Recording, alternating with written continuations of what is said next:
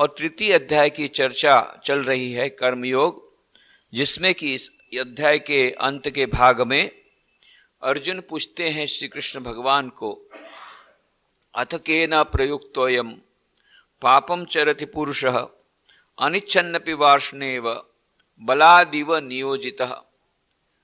वह कौन सी चीज है कि जिसके कारण मनुष्य इस प्रकार से दुष्कर्म करते हैं।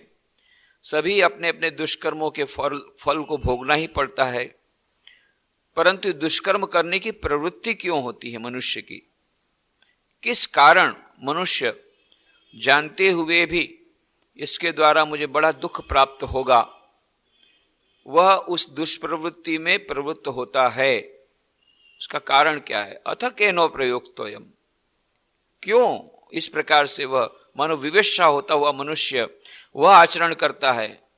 पापम चरति पुरुषः, पाप करता है, दुष्कर्म करता है, जानते हुए भी इस प्रकार से करता है। कारण क्या है? अथ केन प्रयुक्तोयम पापम चरति पुरुषः अनिच्छन्नपि वार्ष्णेव, मानो बल जबरदस्ती उसके पास से कराया जाता है। मनुष्य नहीं चाहता, कौन चाहता है कि हम पाप करें और इस प्रकार से हम दुष्कर्म करें, फिर उसका हमको फल भोगना पड़े, हमें जेल में जाना पड़े या हमें दुख सहन करना पड़े? कोई नहीं चाहता। और फिर भी मानो जबरदस्ती उसके पास से कोई ऐसी सत्ता है, कोई भीतर में कोई इस प्रकार का वो मानो राक्षस बैठा है जो हमें इस प्रकार से दुष्कर्म में प्रवृत्त करता है। अथ केन प्रयुक्तम पापम चरति पुरुषः अनिच्छन्नपि वार्ष्णेव बलादिव नियोजित, मानो बल पूर्वक उसके पास से पाप कराता है, पाप कर्म कराता है। वो कौन है? वो क्या वस्तु है? और तब श्री कृष्ण भगवान ने कहा था, काम एष क्रोध एष रजुगुण समुद्भवः महाशनो महापापमा विद्धेन मिह वैरिणम। ये दो राक्षस भीतर में बैठे हैं, हम प्रत्येक मनुष्य के भीतर में दो राक्षस, काम और क्रोध। ये जितने हमारे संसार में जितने प्रकार के दुष्कर्म हैं, जितने प्रकार की समस्याएं हैं, जितने प्रकार के दुष्कर्म हो रहे हैं, इन सब के पीछे ये दो मुख्य बल हैं, जो दो दुष्प्रवृत्तियां हैं प्रत्येक मनुष्य के भीतर में। काम एष, क्रोध एष, रजोगुण समुद्भव। ये रजोगुण से उत्पन्न दो प्रवृत्तियां महाशनो महापापमा, बहुत पाप कराने वाली दो प्रवृत्तियां हैं, भयंकर पाप कराती है मनुष्य के पास। और दूसरा, केवल पाप कराते ऐसा नहीं, और महाशनो, इसका पेट कभी नहीं भरता, इसका पेट कभी नहीं भरता। जितनी भी उसकी इच्छा पूर्ति की जाए उसकी भूख और बढ़ती ही जाती, बढ़ती जाती। ऐसे दो महान पापी हैं ये, दो मन भीतर में बैठे हुए हैं। काम एष क्रोध एष रजोगुण समुद्भवः महाशनो महापापमा विद्धेन मिह वैरिणम। हे अर्जुन, तू इन दोनों को मेरा शत्रु जान। और फिर धूमेनाव्रियते वह्नि यथा दर्शो मलेन च यथोल्बेनावृतो गर्भ तथा तेने दवावृतम। जैसे धुएं से अग्नि और मल से दर्पण ढका जाता है, जैसे जेर से गर्भ ढका हुआ है, वैसे ही उस काम के द्वारा यह ज्ञान ढका हुआ है। इसकी व्याख्या करते हमने कहा था, मानो तीन प्रकार के आवरण। यह धुएं से अग्नि जब ढका है, धुएं से अग्नि ढका है, वो मानो है सत्वगुण का आवरण, जल्दी से दूर हो सकता है। और मल से दर्पण ढका है तो वो मानो रजोगुण का आवरण है, उसे देर लगती है, घिसना पड़ता है। और जेर से गर्भ ढका हुआ है, उसको कितना भी किसी भी प्रकार से वह जेर से जो गर्भ ढका है वह जेर निकलता नहीं है, उसको लोग काटना पड़ता है। ये मानो तमोगुण का बंधन है, काटना पड़ता है और भी कठिन। आवृतम ज्ञानमेतेन ज्ञानिनो नित्य वैरिणा काम रूपेण कौन्तेय दुष्पूरेणा नलेन च। और हे अर्जुन, इस अग्नि सदृश न पूर्ण होने वाले काम रूप ज्ञानियों के नित्य वैरी से ज्ञान यह ढका हुआ है। यह जो ज्ञान ढका है वह इस प्रकार से काम से ढका हुआ है। इंद्रियाणि मनो बुद्धि अध्याधिष्ठान मुच्यते एतर विमोह यत्येष ज्ञानमावृत्य देहिनम।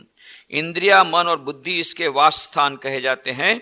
हमने कहा था पिछली चर्चा में, आदि शंकराचार्य कहते हैं कि सबसे पहले यदि हमें शत्रु का वध करना हो तो पहले पता लगाना पड़ेगा शत्रु है कहाँ। पहले सीबीआई डिपार्टमेंट को पहले इंटेलिजेंस डिपार्टमेंट को भेजना पड़ेगा, सीआईडी डिपार्टमेंट को भेजना पड़ेगा कि वो टेररिस्ट कहाँ छुपा हुआ है। उसके बाद में फिर पुलिस जाकर के छापा मारती है, फिर उसको पकड़ते हैं और फिर उसकी हत्या करते हैं। पर सबसे पहले पता लगाना पड़ेगा टेररिस्ट छुपा कहाँ है। उसी प्रकार से यह जो काम है, बहुत बड़ा शत्रु है, उसको मारना तो पड़ेगा, पहले पता लगाना पड़ेगा रहता कहाँ है, उसका वास स्थान कहाँ है। तो वास स्थान कहेंगे इंद्रिया, मन और बुद्धि, इसके वास स्थान कहे जाते हैं। और यह काम इन मन, बुद्धि और इंद्रियों के द्वारा ही ज्ञान को आच्छादित करके इस जीवात्मा को मोहित करता है। तस्मात् त्वमिन्द्रियाण्यादौ नियम्य भरतर्षभ पाप्मानं प्रजहीयेनं ज्ञान विज्ञान नाशनम। इसलिए अर्जुन, तू पहले इंद्रियों को वश में करके ज्ञान और विज्ञान के नाश करने वाले इस काम पापी को निश्चय पूर्वक मार। क्यों, किस प्रकार से मारूंगा? मारने को कह दिया, पर ये मरेगा कैसे? उसको तो मारने की इच्छा ही नहीं होती है, क्योंकि वो मेरे भीतर में ही है। तो फिर मैं मर जाऊंगा, तो यदि काम को मारूंगा तब तो मैं ही मर जाऊंगा, क्योंकि मुझे बहुत अच्छा लगता है। तो मैं और काम एक ही हैं, तो फिर मैं मानो काम को मारूंगा तो मैं ही मर जाऊंगा। इस आशंका को दूर करने के लिए श्री कृष्ण भगवान कहते हैं, अरे समझ ले, पहले मैं जो जिसको मारने को कह रहा हूं वो कौन है और कहां है, पहले समझ ले। इंद्रियाणि पराण्याहु इंद्रियेभ्य परम मनः मनसस्तु परा बुद्धि यो बुद्धे परस्तस्तु सह। इंद्रियों को परे श्रेष्ठ, बलवान और सूक्ष्म कहे जाते हैं, और इंद्रियों से परे मन है, और मन से परे बुद्धि है, और जो बुद्धि से भी अत्यंत परे है वह आत्मा है, और वो तू है। तो तू बुद्धि नहीं है, तू मन नहीं है, तू इंद्रिया नहीं है, इतना समझ ले। इसलिए उनको मारने से, मन और बुद्धि और इंद्रियों से काम को खदेड़ने से तुझे कोई नुकसान नहीं होगा, तू इनसे परे है। एवं बुद्धे परम बुद्ध्वा संस्तभ्यात्मानमात्मना जहि शत्रु महाबाहो काम रूपम दुरासदम। इस प्रकार बुद्धि से परे अर्थात सूक्ष्म तथा सब प्रकार बलवान और श्रेष्ठ अपने आत्मा को जानकर, अपने आत्म तत्व को जानकर, और बुद्धि के द्वारा आत्मानम, मन को वश में करके, हे महाबाहो, अपनी शक्ति को समझकर इस दुर्जय कामरूप शत्रु को मार। ये दुर्जय कामरूप शत्रु को मारने का यहां पर उपाय बताया कि सबसे पहले अपने आप को अलग करना पड़ेगा। जब तक हम समझते हैं कि मैं मन हूं, तब तक हम उस काम को मार नहीं सकेंगे। क्यों? ऐसा लगेगा ये तो हमको खुद को ही मारना हो गया, क्योंकि हमको तो बहुत अच्छा लगता है। बुद्धि समझने से भी बुद्धि से हो सकता है, पर कभी कभी हमारी बुद्धि भी भ्रष्ट हो जाती है। हमारी जो काम की इच्छा इतनी प्रबल होती है कि हम अपने मन से हम अपनी बुद्धि को भी भ्रष्ट कर देते हैं, और उस प्रकार से अपने आचरण को जस्टिफाई करने के लिए बहुत बड़ा हवाला देते हैं। जैसा कहा जाता है, ए डेविल कैन कोट स्क्रिप्चर्स। जब ये शैतान है ना, वो भी बताता है, शास्त्रों की बात बताता है, देखो मैं कह रहा हूं बिल्कुल ठीक कर रहा हूं, बिल्कुल ठीक कर रहा हूं। तो हमारी जो बुद्धि है वो भ्रष्ट जब हो जाती है, तो बुद्धि खुद भी उसके भीतर में आ जाती है, और बुद्धि जब भ्रष्ट हो जाती है तब बचने की बहुत बड़ी समस्या हो जाती है। अभी आजकल यही हो गया। फ्रायड ने आकर के कह दिया कि इच्छाओं को दबाने से, वह सबकॉन्शियस माइंड में जो इच्छाएं हैं उनको दबाने से फिर कॉम्प्लेक्सेस हो जाएगी। तो क्या करो, उनको छूट दे दो। छूट देने के बाद अब आज जो हो रहा है वही हो रहा है। ये ऐसा कहते हैं कि नहीं भाई, ये जो बेसिक डिजायर्स हैं, बहुत सारी डिजायर्स हैं, उनको दबाने से यह कॉम्प्लेक्सेस क्रिएट हो जाएगी, सबकॉन्शियस माइंड में है। इसलिए क्या करो, तो उनको छूट दे दो। छूट देने से क्या हो गया, बस अब मुझे इच्छा हुई कि दूसरा का मोबाइल पड़ा हुआ है, मैं ले लिया। क्यों? यदि वो इच्छा मेरे मन में उसको दबाऊंगा तो मुझे कॉम्प्लेक्स हो जाएगी। तो कॉम्प्लेक्स नहीं होना है तो चलो ले लो। फिर उसके बाद में पुलिस आकर के पकड़ के मुझे जेल में डालेगी तो मुझे सहन करना पड़ेगा। पर उस समय हम सोचते नहीं हैं, उस समय सोचते हैं। तो केवल ये फ्रायड के बाद में उसके जो एडलर और यूंग नाम के जो सहपाठी थे, जो उनके साथ काम करने वाले थे, कलीग्स थे, वो दोनों अलग हो गए। बोले अरे इसकी फिलॉसफी तो बहुत डेंजरस है। इसी प्रकार से जितने लोग खराब दुष्कर्म करेंगे वो बोलेंगे अरे भाई हम तो हमारे भीतर में खराब भावना आई पर हम उसको दबाना नहीं चाहते, दबाने से सबकॉन्शियस माइंड में कॉम्प्लेक्स हो जाएगी, इसलिए हम उन भावनाओं को पूर्ति कर रहे हैं। अरे पूर्ति कर, सामने वाले का क्या होगा? हमको इच्छा हुई, सामने वाले की चीज ले लिए, क्यों? हमारी इच्छा पूर्ति करने के लिए। तो ऐसे में समाज नहीं होता है। समाज को यदि रहना है तो फिर समाज के नियमों का पालन करना पड़ेगा। समाज के नियमों का पालन करने के लिए जो इच्छाएं होगी उनको दबाना पड़ेगा। दबाने से फिर कॉम्प्लेक्सेस आती है। तो सॉल्यूशन क्या है? तो सॉल्यूशन बताया श्री रामकृष्ण देव ने, बहुत अच्छा सॉल्यूशन बताया, समाधान बताया। देखो ये दोनों ही खतरनाक है। बहुत ज्यादा दबाओगे तो रिएक्शन होगा। स्प्रिंग में जैसे दबाते हैं तो रिएक्शन होता है। इसीलिए जितने आप मानसिक रोगी होते हैं वो इसी प्रकार से मानसिक रोगी बनते हैं। दूसरा उपाय है, वो जैसा मन में इच्छा होती पूर्ति करते जाओ। तो उसमें भी फिर अनैतिक यदि इच्छा हुई, लगा कि भाई चलो टेबल के नीचे से 10 लाख रुपया ले लो, कोई देख तो नहीं रहा है। उसके बाद में जब वो सीबीआई की इंक्वायरी आई, बाद में फिर जेल में जाना पड़ा, तो सब निकल जाता है। तो इसलिए ये जो काम की इच्छा, तो उसको दबाने से उत्कंठा होती है। तो क्या करें? श्री रामकृष्ण ने बहुत सुंदर ऊपर बताया। देखो, यदि हम पूर्व की ओर जाएंगे तो पश्चिम अपने आप पीछे छूट जाएगा। यदि हम ईश्वर की ओर जाएंगे तो ये जो दुष्प्रवृत्तियां हैं वो अपने आप शांत हो जाएगी। और इसीलिए पूर्व की ओर आगे बढ़ो, पश्चिम अपने आप छूट जाएगा। स्वामी तुरायानंद जी महाराज, हरि महाराज ने कहा, महाराज काम कैसे जाएगा? तो बोले क्यों रे, काम को और बढ़ा दे। अरे और बढ़ा दे, ये तो उल्टा बोल रहे हैं। अरे उसको बढ़ा दे, उसकी दिशा को बदल दे। अभी काम माने होता है पाने की इच्छा। तुमको पाने की इच्छा है तो ईश्वर को पाने की इच्छा को बढ़ा दे, तो ये पाने की इच्छा कम हो जाएगी अपने आप। काम को बढ़ाओ परंतु उसकी दिशा बदल दो। मोड़ फिरिए दाओ, बंगला में कहते थे श्री रामकृष्ण, मोड़ फिरिए दाओ। ये जो इंद्रियां हैं वो जा रही है, गलत दिशा में जा रही है, उसकी दिशा बदल दो। भले जोर से जाए, दिशा बदल लेना पड़ेगा। दिशा बदलना मतलब पूर्व की ओर जाना, ईश्वर की ओर यदि हम चिंतन करेंगे, जितना पॉजिटिव चिंतन करेंगे उतना हमारा वो जो मन है वो निम्न गति की ओर नहीं जाएगा। काम क्रोध उनसे दूर होने का उपाय यही है कि हम उनके बारे में सोचे ना। सोचने से उनकी ताकत और बढ़ जाती है। यदि हम कहेंगे कि नहीं मुझे तो ये काम और क्रोध को छोड़ना है, तो और, क्योंकि छोड़ना तो किस में है, वो तो मन में ही है, तो और हावी हो जाएंगे। एक महात्मा के पास गए एक आदमी, बोले महात्मा जी मुझे भूत को वश में करना है। अरे बरे ये सब झंझट में मत पड़, बहुत डेंजरस गेम है, तू भगवान का चिन्ह। नहीं मुझे तो भूत को वश करना है, प्रेत को वश करना है। तब महात्मा जी ने कहा कि इससे छुटकारा कैसे मिले? बोले ठीक है, ये तुझे मंत्र देता हूं, ये मंत्र जाप कर और फिर इस प्रकार से तू ध्यान कर। तो ध्यान करके, ध्यान से मंत्र जप करेगा और ये ध्यान करेगा तो प्रेत वश में हो जाएगा। पर एक बात तुमको बता देता हूं, ये जब तू इस प्रकार से ध्यान करने बैठेगा तो वो जो पेड़ है उस पर एक बंदर रहता है, वो बंदर कभी तुझे ये करने नहीं देगा। इसलिए बस इतना भर याद रखना, वो बंदर तेरे मन में नहीं आना चाहिए। बस यदि ऐसा होगा तो तुझे प्रेत सिद्ध हो जाएगा। अब ये बैठा, मंत्र शुरू किया और उसमें से सोचा देखो भाई बंदर तो नहीं आना चाहिए। जहां उसने सोचा बंदर नहीं आना चाहिए तो बंदर अब आ ही गया।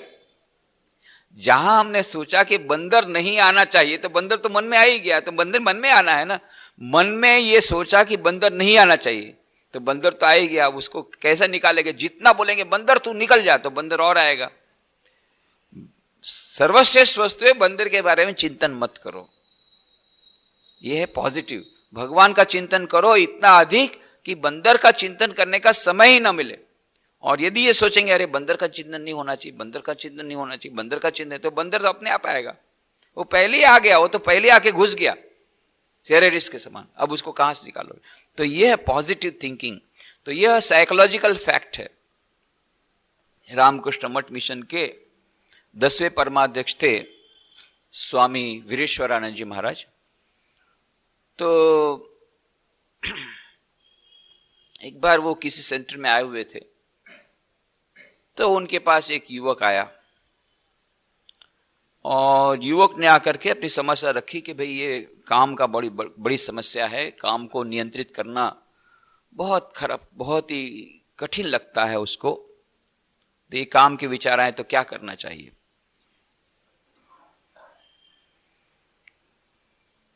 तो पूज्य महाराज श्री ने कहा, अच्छा देखो, मान लो तुम मेरे कमरे में आए और उस समय मैं कुछ किताब पढ़ रहा हूं और मैंने तुम्हारी तरफ नहीं देखा, तुम कुछ देर तक खड़े रहे, फिर भी मैंने तुम्हारी तरफ नहीं देखा और मैं किताब पढ़ता रहा, तो तुम क्या करोगे? क्या करूंगा? फिर वापस चला जाऊंगा। बोले बस यही करो। और आश्चर्य की बात, उसके अगले दिन ठीक यही हुआ था। सुबह वह युवक गया था पूज्य महाराज श्री को प्रणाम करने के लिए, ये सब पूछने के लिए, पर देखा महाराज तो पढ़ने में बहुत तल्लीन है, इतने अधिक निमग्न है।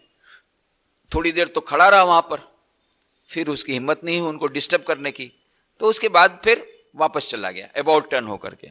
और यही उदाहरण उन्होंने दिया कि यदि मानो तुम मेरे कमरे में आते हो और देखते हो कि मैं पढ़ रहा हूं और मैं तुम्हारी ओर नहीं देखता, तो थोड़ी देर तक तुम वहां खड़े रहे और मैंने तुम्हारी तरफ नहीं देखा, तो तुम क्या करोगे? बोले वापस हो जाऊंगा। और वो पहले वापस हुआ ही था। बोले बस यही करना है, उसकी ओर देखो मत, उसके साथ बातचीत शुरू करोगे तो वो और बातचीत कराएगा। फिर तो आ ही गया, घुस गया, वो तो अंदर में ही घुस गया, मन के भीतर में तो घुस ही गया जहां आपने बातचीत शुरू कर दी। वो तो सबकॉन्शियस में बैठा ही हुआ है, वो चाहता है कि आप उसको ये बोले। ये कई हमारे पास तो कितने लड़का लड़कियां आती रहती है, वो कितनी लड़कियां बोलती इस प्रकार से, बोले हम लड़के कुछ पीछे लग जाते हैं, तो हम उसको क्या बोलते हैं, नहीं नहीं मेरे साथ बात मत करना। बोले ठीक है मैं बात नहीं करूंगा, ठीक एक बार तो मेरे से बात कर। इस प्रकार से अच्छा एक ही बार, पर उसके बाद भी बात मत करना। हाँ, मन में तो उसको भी इच्छा है कि वो बात करे, पर मुंह से क्या बोलते हैं, नहीं नहीं मेरे से बात मत करना। क्यों? उसको डर है घर का। पर बाहर से क्या बोलते हैं, मेरे से बात मत करना। पर जहां उसने ये कहा कि मेरे से बात मत करना, वो बात करने के लिए क्यों गई? मैंने कहा ये जो बात करने के लिए गई बस वहीं से शुरू हुआ। तो उसी तरफ देखा, वहां से शुरुआत हुई, देखने की इच्छा हुई, सामने वाले ने देखा, फिर उसको पूछा, उसको बोला कि नहीं नहीं मैं तेरे से बात नहीं करूंगी, तू मेरे से बात मत करना, घर वालों को पता लगेगा तो बहुत तकलीफ हो जाएगी। अरे पर इतना सारा बात करने के क्यों गई? वो जितने बात कर गई फिर वो और लंबा लंबा करेगा। हाँ नहीं नहीं नहीं मैं तुमसे बात नहीं करूंगा, तुमको यदि अच्छा नहीं लगता तो मैं थोड़ी करूंगा, मेरे को ऐसा कुछ नहीं है, पर मैंने तुमको इस प्रकार से देखा इसलिए मैंने कहा था। फिर उसमें से दूसरी बात निकाली, वो तुम्हारा जो क्लासरूम का दूंगा ये बस दे दे करके मैं करूंगा। वो जानता है किस प्रकार से लड़कियों को फंसाना, कैसे भी करके उसको बात में लगाना है। उसी प्रकार से हमारे भीतर में काम रूपी जो राक्षस है, वो ये चाहता है कैसे भी करके उसके ऊपर अटेंशन दिया जाए। जहां अटेंशन दिया तो घर में आ गया, घुस गया टेररिस्ट। उसको तो कैसे भी करके घर में घुसना है।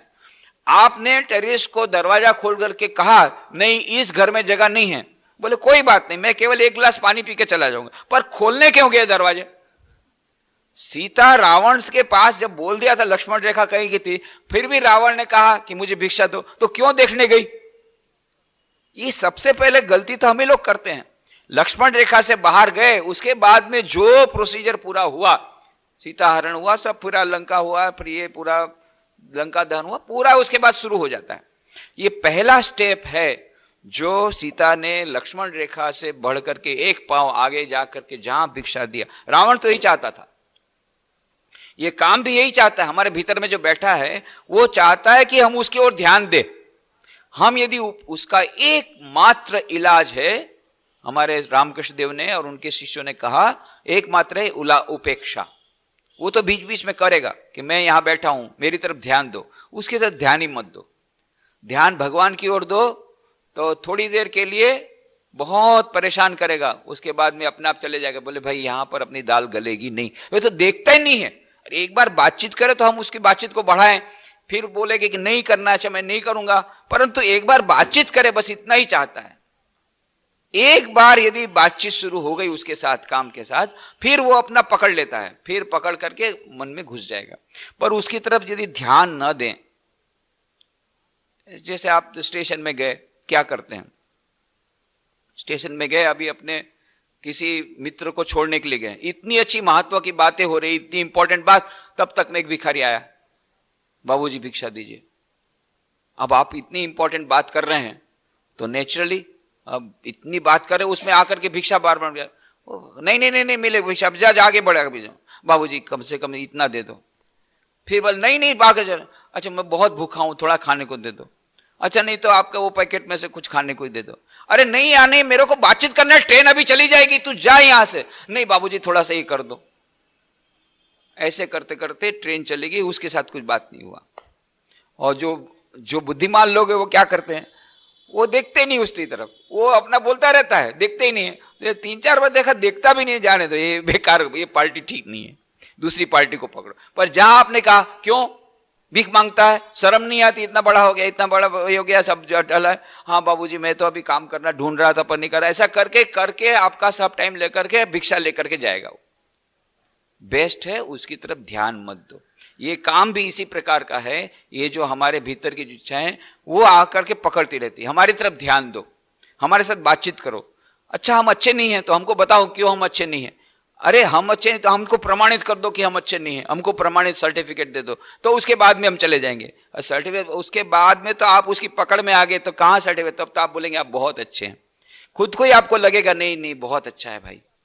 तो ये काम जानता है, ये हमारी भीतर की दुष्प्रवृत्तियां जानती है किस प्रकार से पकड़ना चाहिए। एक बार किसी भी प्रकार से पकड़ में हम आ गए तो ये क्यों होता है, क्योंकि हम अपने आप को आइडेंटिफाई करते हैं अपनी बुद्धि के साथ या अपने मन के साथ। हमारा मन, हमारा जो अनकॉन्शियस माइंड है, जो हमारा अचेतन मन है, वो हमारे चेतन मन को पकड़ करके उस काम के द्वार पर ले आता है, बोले चलो खूब आनंद करो।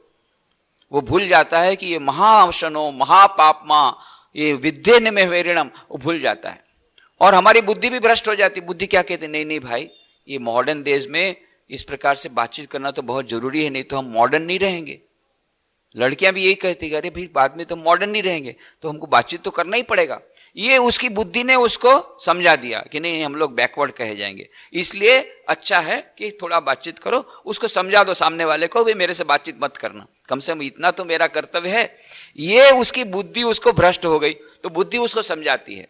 ये बुद्धि जहां भ्रष्ट हो गई और बुद्धि कहती नहीं मैं जो कर रही हूं वो ठीक है, मैं जो कर रहा हूं वो ठीक है, वो जहां बुद्धि ने ऐसा समझ लिया और हम अपने आप को बुद्धि के साथ आइडेंटिफाई कर लिया, उसके बाद फिर बचना बहुत मुश्किल है। जब हमने समझा कि नहीं मैं मन नहीं, मैं बुद्धि नहीं, मैं मन और बुद्धि से परे वह जीवात्मा हूं, वह आत्मा हूं, तब तक हम इसके सकंजे से नहीं बच सकेंगे। ये बड़ा साइकोलॉजिकल प्रोसेस है और इसीलिए हमने पिछली चर्चाओं में बहुत सुंदर वो जो उपमा, कठोपनिषद की उपमा, उसका वर्णन किया था कि जहां पर कि कहा था कठोपनिषद में बहुत सुंदर उपमा दी थी कि यह शरीर क्या है, आत्मानं रथिनं विद्धि शरीरम रथमेव तु बुद्धिम तु सारथिम विद्धि मनः प्रग्रहमेव च इंद्रियाणि हयानाहु विषयांस्तु गोचरान् आत्मेन्द्रिय मनोयुक्तम भोक्तेस्त्याहुर मनीषिणः। तुम जीवात्मा को तो हे नचिकेता, यम नचिकेता को कहते हैं, हे नचिकेता तुम जीवात्मा को तो रथ का स्वामी जानो और शरीर को ही रथ समझो, बुद्धि को सारथी समझो और मन को हो लगाम समझो। ज्ञानी जन इंद्रियों को आहु घोड़े बतलाते हैं और विषयों को उन घोड़ों के विचरने का मार्ग बताते हैं तथा शरीर इंद्रिय मन इन सब के साथ रहने वाला जीवात्मा ही भोक्ता है, ऐसा कहते हैं। और फिर यस्तु अविज्ञानवान भवति अयुक्तेन मनसा सदा तस्येन्द्रियाणि अवश्यानि दुष्टाश्वा इव सारथेह। जो सदा विवेकहीन बुद्धि वाला और अवशीभूत मन से रहता है उसकी इंद्रियां असावधान सारथी के दुष्ट घोड़ों की भांति वश में न रहने वाली हो जाती है। यस्तु विज्ञानवान भवति युक्तेन मनसा सदा तस्येन्द्रियाणि वश्यानि सदस्वा इव सारथे। उसके विपरीत जो सदा विवेक युक्त बुद्धि वाला वश में किए हुए मन से संपन्न रहता है उसकी इंद्रियां सावधान सारथी के अच्छे घोड़ों की भांति वश में रहती है। हमने उदाहरण दिया था पिछले वक्त किस प्रकार से वह ड्राइवर जब शराब पी लिया, सारथी जब शराब पी लिया तो बचने की आशा बहुत कम है। यदि भीतर में जो बैठा है मालिक वो सारथी को यदि सावधान कर दे, उसको नींद में से जगा दे और कह दे भाई रॉन्ग रास्ते पर है, ये उल्टा जा रहा है तू, तो अलग बात है। और नहीं तो जो मालिक है वो भी यदि सो गया तो फिर गए काम से, फिर सीधा ऊपर। और राजकोट पहुंचने की फिर बात नहीं है, सीधा ऊपर पहुंचने की बात। लास्ट टाइम हमने कहा था आदिपुर से राजकोट जाते समय क्या घटना हुई थी। यस्तु अविज्ञानवान भवति अमनस्क सदा शुचि न स तदम आपनोति संसारम च अधिगच्छति। जो सदा विवेकहीन बुद्धि वाला, असंयचित, अपवित्र रहता है, वह उस परम पद को नहीं पा सकता, परंतु जो बार बार जन्म मृत्यु के संचार चक्र में ही भटकता रहता है। परंतु यस्तु विज्ञानवान भवति समनस्क सदा शुचि सतु तद पदमाप्नोति यस्मात् भूयो न जायते। परंतु जो सदा विवेकशील बुद्धि से युक्त, संयचित, पवित्र रहता है, वह तो उस परम पद को प्राप्त कर लेता है, वहां से जन्म फिर नहीं लेता, फिर परम पद की प्राप्ति हो गई, फिर वापस नहीं लौटता। विज्ञान सारथी यस्तु मन प्रग्रवान नरः सो अध्वन पारमाप्नोति तद विष्णु परमम पदम। यह जो कोई मनुष्य विज्ञान सारथी, विवेकशील बुद्धि वाला सारथी से विवेकशील बुद्धि रूप सारथी से संपन्न है, मन रूप लगाम को वश में रखने वाला है, वह संसार मार्ग के पार पहुंचकर विष्णु पदमाप्नोति, विष्णु सर्वव्यापी परब्रह्म पुरुषोत्तम भगवान के उस सुप्रसिद्ध परम पद को प्राप्त हो जाता है। कैसे प्राप्त हो जाता है? कि वह अपने घोड़ों को मन रूपी गुलाम से इंद्रिय रूपी घोड़ों को वह वश करता है, और मन रूपी लगाम बुद्धि जो है सारथी, उसके द्वारा वश करता है, और बुद्धि जो सारथी है उसको चलाने वाला वह जीवात्मा, वह सारथी को जगाता है। इंद्रियेभ्य परा अर्था अर्थेभ्यश्च परम मनः मनसस्तु परा बुद्धिर बुद्धे आत्मा महान परः।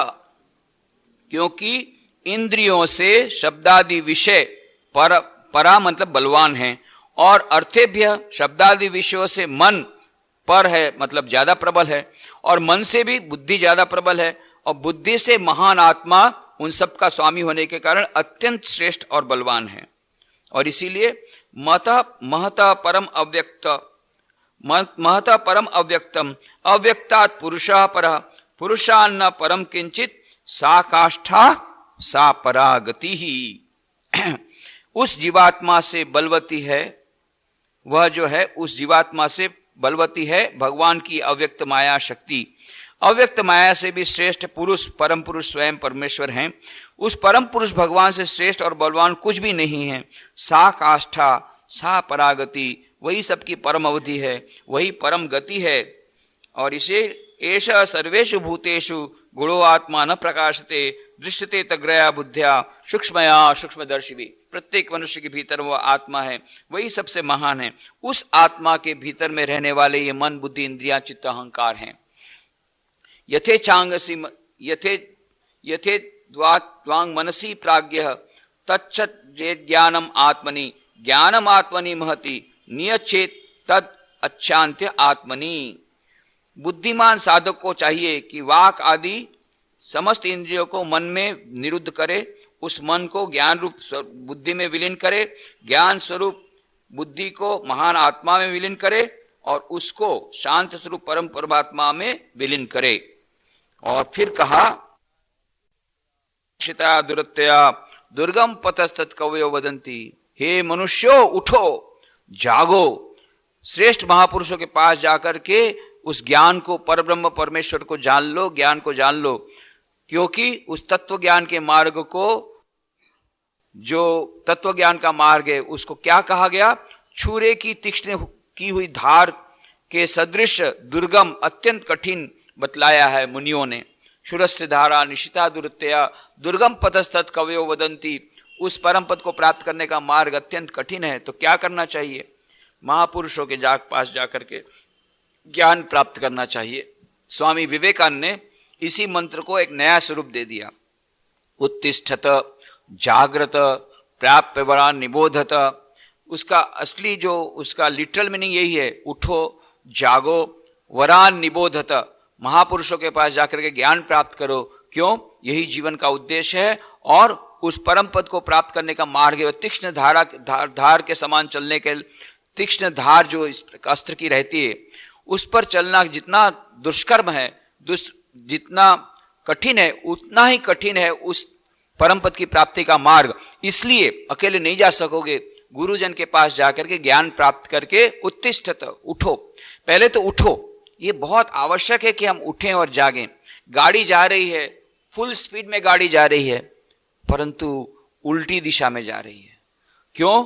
ड्राइवर शराब पिया हुआ है, ड्राइवर ने शराब पी ली है। इसलिए ये जो ड्राइवर जो शराब पी ली है, उसको पहले तो जो भीतर में बैठा हुआ मालिक, उसको खुद को जगना पड़ेगा। जब वो खुद जगा, उसके बाद में ड्राइवर को बुलाएगा, तू उसको जगाएगा, अरे तू क्या कर रहा है रे, उल्टी दिशा में गाड़ी जा रही है। पर किसने कहा? पीछे बैठने वाले ने। पर यदि वही सोया हुआ है तो सबसे पहले हमको खुद को उठना पड़ेगा, जीवात्मा को उठना पड़ेगा। उत्तिष्ठत, जागृत, पहले उठो, जागो। और स्वामी विवेकानंद का उस लिटरल ट्रांसलेशन इस प्रकार से किया, उत्तिष्ठत, उठो, जागृत, जागो, और प्राप्य वरान निबोधत। उत्तिष्ठत, जागृत, प्राप्य वरान निबोधत। उसका स्वामी जी ने ऐसा कहा कि उठो, जागो, और लक्ष्य प्राप्त होते तक रुको मत, आगे बढ़ते जाओ। उसका लिटरल ट्रांसलेशन इस प्रकार से किया, उठो, जागो और आगे बढ़ते रहो। Arise, awake and go forward till you reach the goal. गोल क्या है? वही उन्होंने, स्वामी जी ने यही कहा कि जब तक गोल प्राप्त नहीं हो तब तक आगे बढ़ो। क्यों? क्षुरस्य धारा निशिता दुर्तया दुर्गम पथ कवयो वदंती। वह जो मार्ग है अत्यंत दुष्कर है, बहुत कठिन मार्ग है। इसलिए जब तक परम पद की प्राप्ति नहीं हो जाती, तद विष्णु परमम पदम, उस परम पद की प्राप्ति नहीं हो जाती, तब तक आगे बढ़ते रहो। और देश के लिए भी उन्होंने यही कहा कि जब तक स्वाधीनता प्राप्त नहीं हो जाती तब तक आगे बढ़ते रहो। प्रत्येक उसको अलग अलग परिप्रेक्ष्य में हम उस संदेश को ले सकते हैं, स्वामी विवेकानंद के संदेश को। पर यहां जो कहा गया कठोपनिषद में, जो मूल बात है, जो जहां से स्वामी विवेकानंद ने लिया, उसमें तो यही अर्थ है, अभिप्रेत यही अर्थ है, मुख्य अर्थ उसका लिटरल ट्रांसलेशन यही होगा, उठो, जागो और गुरुजन के पास जाकर के ज्ञान प्राप्त करो। क्यों? नहीं तो यह मनुष्य जीवन वृथा हो जाएगा। और यह मनुष्य और उस परम पद की प्राप्ति का जो मार्ग है अत्यंत कठिन है, अत्यंत दुष्कर है। इसलिए प्राप्य वरान निबोधत, वरान माने महापुरुषों के पास जाओ, निबोधत, जाकर के ज्ञान को प्राप्त करो, उसके पास से बोध को प्राप्त करो। क्यों? क्योंकि यह मार्ग अत्यंत कठिन है, अकेले नहीं चल सकोगे। तो उसको दूसरे दोनों अर्थ में हम ले सकते हैं। और मुख्य बात यही कहा गया कि जो बात भगवान, इसीलिए कहा गया भगवत गीता कुछ नहीं, उपनिषदों का सार है। उसमें हम लोगों ने महात्मा गीता महात्मा में हमने कहा है, सर्वोपनिषदो गावो दुग्धा गोपाल नंदना। ये उपनिषद है, ये गाय है, और गोपाल नंदन कृष्ण भगवान खुद वो ग्वाल वाले हैं। वो गाय में से दूध दे करके हम लोगों को एकदम बढ़िया सा दूध देते हैं। उपनिषद रूपी गाय में से वो दूध निकाल रहे हैं। दुग्धम गीता अमृतम महत, अमृत रूपी दूध हमको पिला रहे हैं। तो ये उपनिषद रूपी गाय है। सर्वोपनिषदो गावो, जितने उपनिषद है वे गाय हैं, सर्वोपनिषद गावो। दोग्धा गोपाल नंदा, और दोहने वाले हैं श्री कृष्ण भगवान स्वयं।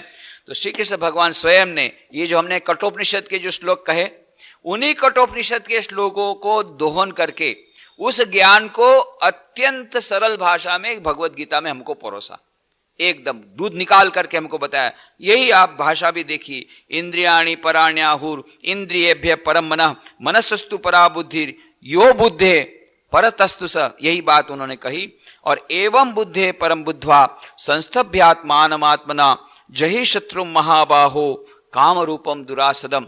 इसी कठोपनिषद के इस ज्ञान को भगवद गीता में अत्यंत सरल शब्दों में श्री भगवान ने समझा करके हमारे समक्ष रखा, अर्जुन को माध्यम बना करके। अर्जुन तो मानो बछड़ा है, उस बछड़े को दिखाने से गाय दूध देती, ऐसे नहीं देती। पहले वो जो लोग ग्वाले हैं वो लोग क्या करते हैं, बछड़े को गाय के सामने बांधते हैं और बछड़े के लिए दूध देते। इसलिए गांधी जी दूध पी नहीं देते थे, गाय का दूध। क्यों?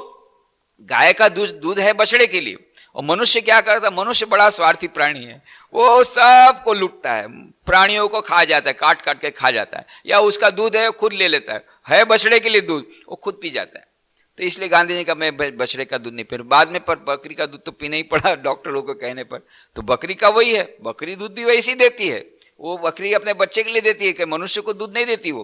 परंतु ठीक है, चलो कॉम्प्रोमाइज किया गांधी जी ने, पर वो बात तो यही है कि हम लोग दूसरे का दूध ले रहे हैं। इसीलिए अभी एक प्रकार की मेडिकल साइंस में अभी एक प्रकार का विचार रहा है कि मनुष्य को दूध की कोई आवश्यकता ही नहीं है। पहले कुछ महीनों के लिए उसकी माँ के पास से उसको जो दूध मिलता है, आजकल तो माँ दूध नहीं पिलाती है, बॉटल के द्वारा दूसरा अमूल का दूध पाउडर करके पिलाती है, पर वो ठीक नहीं है। अभी मॉडर्न लोगों ने, साइंटिस्ट लोगों ने कहा कि वो ठीक नहीं है। माँ का दूध ही बच्चों के लिए पुष्टिकारक है और उसी से सब जितनी समस्याएं हैं, माँ को भी समस्या होती है, बच्चों को भी समस्या होती है। क्यों? माँ बच्चों को दूध नहीं पिलाती। माँ यदि बच्चे को दूध पिलाए तो फिर उसके खुद के भी बहुत सारे गायनिक प्रॉब्लम सॉल्व हो जाते हैं, ऐसा मॉडर्न साइंस अभी कह रहा है। और बच्चे के कोई प्रॉब्लम नहीं रहेगा, बच्चे के जितने प्रॉब्लम, मेडिकल प्रॉब्लम आ रहे हैं वो आर्टिफिशियल दूध पिलाने से हो रहे हैं। और दूसरी बात, मनुष्य को दूध की कोई आवश्यकता नहीं है, ऐसा एक नए प्रकार की फिलॉसफी भी आ रही है। जो दूध लूट के खा रहा है, चोरी करके खा रहा है, वो उसको चोरी करने की जरूरत ही नहीं है, वो दूध उसके बछड़े के लिए है। जो भी होगा, गाय के सामने बछड़े को बांध देते तब गाय दूध देती है। ये बछड़ा कौन है? अर्जुन। तो श्री कृष्ण भगवान अर्जुन को लक्ष्य करके सारी मानव जात को दूध पिला रहे हैं। अर्जुन यह मानो बछड़ा। सर्वोपनिषदो गावो दोग्धा गोपालनंदः पार्थो वत्स सुधीर भोक्ता। पार्थो वत्स सुधीर भोक्ता। पार्थ क्या है? अर्जुन है। वो वत्स, वो बछड़ा है। पार्थो वत्स सुधीर भोक्ता दुग्धम गीतामृतम महत। और जो गीता जो है वो अमृत है, दूध है, वो दूध पिला रहे हैं श्री कृष्ण भगवान हमको। उपनिषदों का सारा ज्ञान का सारांश इसमें आ गया। तो इस प्रकार से ये तृतीय अध्याय के अंत में जो कहा गया है, बहुत बड़ा, हमें बड़ी समझने लायक बात है कि जो मॉडर्न साइकोलॉजिस्ट लोग कहते हैं वो ठीक नहीं है, परंतु उसमें से अभी कुछ कुछ साइकोलॉजिस्ट जो हैं वो अब ये मानने लग गए हैं कि केवल कॉन्शियस माइंड और अनकॉन्शियस माइंड नहीं है, तीसरा लेवल है सुपर कॉन्शियस लेवल। मनुष्य के पास वह शक्ति है ताकि वह सुपर कॉन्शियस लेवल में जा सके। मनुष्य के पास वह शक्ति है कि अपनी इन इच्छाओं को सब्लिमेट कर सके। तो इच्छाओं को दबाना नहीं है, उससे कॉम्प्लेक्स होगी। इच्छाओं की पूर्ति नहीं करना है, इससे सोसाइटी में, समाज की सारी श्रृंखला टूट जाएगी। तो क्या करना है? ऊर्ध्वीकरण करना है, sublimation of our desires. Going towards the east automatically will solve all the problems of going towards the west। हम यदि पूर्व की ओर जाएंगे तो पश्चिम अपने आप छूट जाएगा। तो यह जो समस्या है ऊर्ध्वीकरण के द्वारा, पर उसके लिए पहले हमें समझना पड़ेगा हम लोग अवश्य हैं क्या, हमारा सच्चा स्वरूप क्या है, ये हमें थोड़ा सा समझना पड़ेगा, तब जाकर के हम इसकी बातों को समझ सकेंगे। ये पंचकोश लक्षण भेद है। पंचदशी में पंचकोश की बातें कही गई है। वेदांत का बहुत सरल भाषा में हम उसको हम लोग समझने का प्रयत्न करेंगे। ये पंचकोश को जब हम लोग समझेंगे तब जाकर के हमें पता लगेगा कि ये जो बात कहेगी श्रीमद् भगवद गीता में कि हम अपनी बुद्धि को भी जो मान लो भ्रष्ट हो जाती है, तो किस प्रकार से हम मन, बुद्धि और इंद्रिय से परे अपने आप को जान करके इनके भीतर में जो बैठा हुआ जो काम है, क्रोध है, इन शत्रुओं का किस प्रकार से हम हनन कर सकते हैं, हिनस्ति, उनका वध कर सकते हैं, मतलब उनको मन में से निकाल सकते हैं। मतलब उनके जो दुष्कर्म है, उनके द्वारा, काम के द्वारा जो हमें जो नुकसान होता है, उस नुकसान से कैसे बच सकते हैं, यह प्रोसेस, ये मानो भगवद गीता तो एक बहुत बड़ी, श्री कृष्ण भगवान मानो बहुत बड़े साइकोलॉजिस्ट हैं, हमारे मन की सभी बातों को जानते हैं। मनुष्य मन को समझने का इतना अच्छा वह भगवद गीता एक बड़ा शास्त्र है और बड़ा शस्त्र है कि मॉडर्न साइकोलॉजी उसके करीब नहीं जा पाई है। अभी उसमें हमें बहुत सारा समझना बाकी है, पर अब धीरे धीरे आधुनिक मनोवैज्ञानिक इसमें से वह वैज्ञानिक मनोविज्ञान जो ह्यूमन साइकोलॉजी, उसको समझने के लिए सक्षम हो रहे हैं। तो इसकी सबकी विस्तृत चर्चा, जो अंतिम चर्चा है इस अध्याय की, जो अंत में जो चर्चा कुछ बच गई है पंचकोश के बारे में, मॉडर्न साइकोलॉजी के बारे में, मॉडर्न साइकोलॉजिस्ट क्या कहते हैं इसके बारे में, इस और किस प्रकार से उस काम और क्रोध रूपी शत्रु का वध किया जा सकता है, उसकी टेक्निक जो बताई है श्री कृष्ण भगवान ने, उसको और भी समझने का प्रयत्न करेंगे। अगली चर्चा 2 नवंबर को होगी और उस दिन हम लोग इस चर्चा को आगे बढ़ाएंगे।